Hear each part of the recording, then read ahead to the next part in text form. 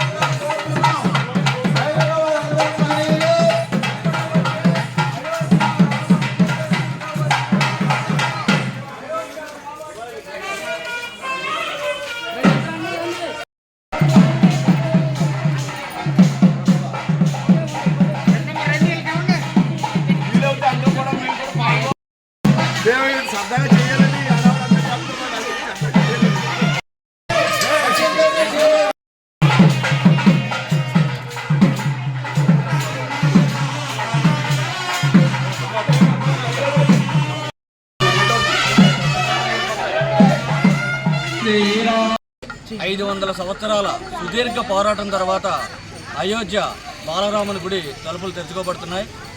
ఈ నెల 22వ తారీఖు 12:30 ఈ బాలరాముడి యొక్క ప్రాణ ప్రతిష్ఠ కాబోతుంది. ఈ సందర్భాన్ని పురస్కరించుకొని శ్రీ రామ జన్మభూమి తీర్థక్షేత్ర ట్రస్ట్ వారు పంపించినటువంటి అక్షింతలని మన యానం గ్రామంలో ఉన్నటువంటి ప్రతి ఇంటికి చేరవేయడం జరుగుతుంది. ఈరోజు మన గోపాల్ నగర్, శ్రీరామ్ నగర్, రాధానగర్, గాంధీనగర్ ఉన్నటువంటి ఏరియాలో ఉన్నటువంటి అన్ని ఇళ్ళకి కూడా ఈ అక్షింతలు మాతృమూర్తుల సహాయంతో మన కార్యకర్తలు, అలాగే ఈ యొక్క లోకల్గా ఉన్నటువంటి అనేక మహిళా మండళ్ళు, అలాగే రమణమ్మ గారి వీళ్ళందరూ సహాయంతో ఈరోజు ఈ కార్యక్రమం దిగ్విజయంగా పూర్తి చేయబడుతుంది. కావున ఈ అక్షింతలు ఏదైతే ఉన్నాయో ఈ యొక్క మీ యొక్క పూజా మందిరంలో ఉంచుకుని 22వ తారీఖున ప్రాణప్రతిష్ఠ జరిగిన తర్వాత మీ ఇంట్లో వాళ్ళందరూ కూడా శిరస్సు మీద ఉంచుకోవాలని కోరుతున్నాం. ఆ విధంగా అందరూ కూడా 22వ తారీఖున 11 గంటల నుంచి 1 గంట వరకు మీ యొక్క దగ్గరలో ఉన్నటువంటి ఏదైనా రామాలయం కానీ గుడి దగ్గర కానీ అందరూ వచ్చి ఆ యొక్క భజన కానీ రామనామస్మరణ, హనుమాన్ చాలీసా పఠించవలసిందిగా కోరుతున్నాం. జై శ్రీరామ్, జై శ్రీరామ్. అయోధ్య, మధుర, మాయ, కాశీ, కాంచి, అవంతిక, పురి, ద్వారావతి చైవ సప్తైతే మోక్షదాయకాః అని సప్తమోక్షపురాల్లో మొట్టమొదట అయోధ్యని చెప్పాడు. పుంసాం మోహన రూపాయ అని రాముల వారి గురించి చెప్పాడు. పురుషుల సహితం మోహం కలగజేసేటువంటి స్వరూపం రాముల వారిది. ఒక ధర్మాన్ని కానీ వేదాన్ని కానీ రాశిగా పోస్తే ఉండేటువంటి స్వరూపము రాముడు. అటువంటి రామమందిర నిర్మాణం ఈ సంవత్సరం జరిగింది. రేపు జనవరి 22వ తారీఖున ప్రతిష్టా కార్యక్రమం జరగబోతున్నది. అయోధ్య మహానగరంలో దగ్గర 1,90,000 మందిని అక్కడ చుట్టుపక్కల ఉన్న వారిని చంపి బాబరీ మసీదు నిర్మాణం జరిగిందట 500 సంవత్సరాల క్రితం.